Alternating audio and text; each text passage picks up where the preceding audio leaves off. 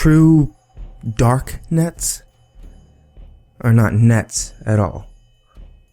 Tor and protocols like it are anonymity and plausible deniability. Actual dark nets are kept well and truly hidden and cannot be found by any means available to the average web surfer. Trust me. Just one example out of maybe 4 or 5 I have personally experienced with to illustrate what it takes. Do take special note that this involves a great deal of luck.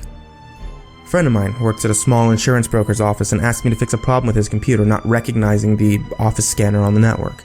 This is not related, just how I ended up there. I brought my laptop and noticed a WEP wireless net with high signal strength. Out of curiosity, I turn on a sniffer to pick out the password while I work on the scanner.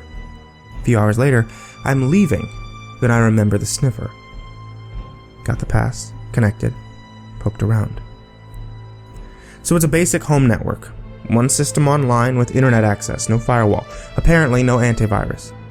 For the hell of it, I drop in a back door before I leave. You never know what goodies you might run across. I get home and really start digging through the computer. Just your average home computer. Most interesting stuff are some tax returns. There's a couple of text files that have what appear to be passwords, random characters, and a couple of names. Not much interesting, so I put my own worm on it and leave it be for future use. Maybe. Weeks later, I'm arranging some proxies for a few of my bots when I realize that there are 4 new bots that I hadn't set up myself.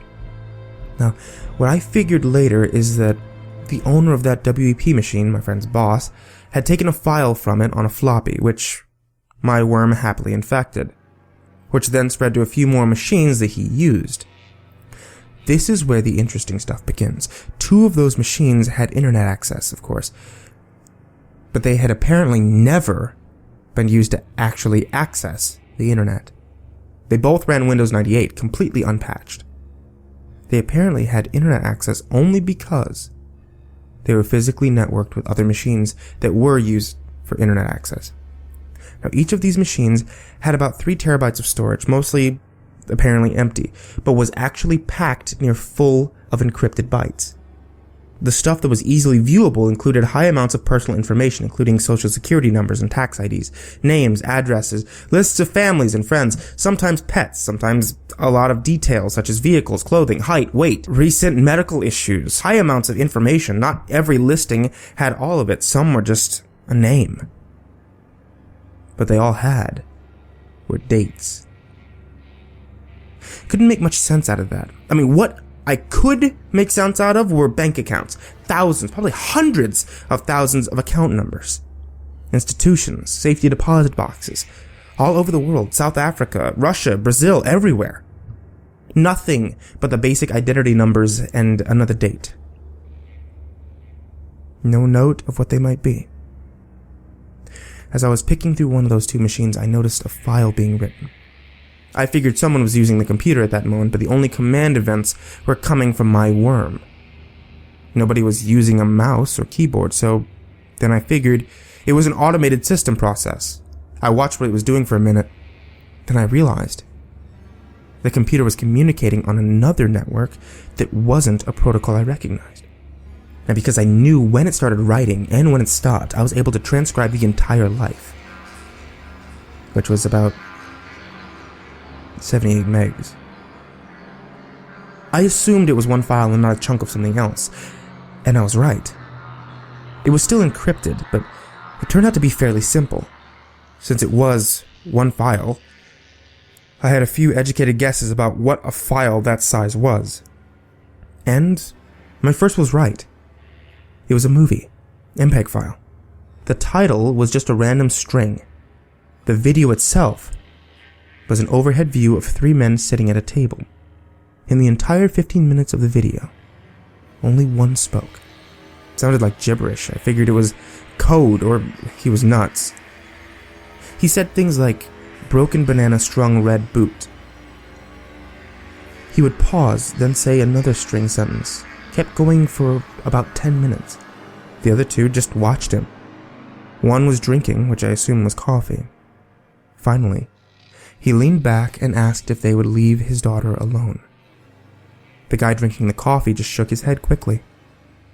The talker started crying. Really crying. Hard.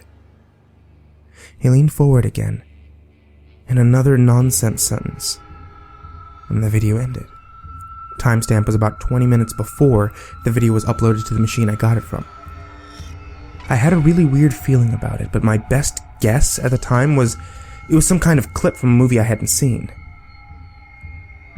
But what I saw was the streaming broadcast, the timestamp on the file just being the time that it was sent. In it, the man that had spoken in the first one was crying as a baby.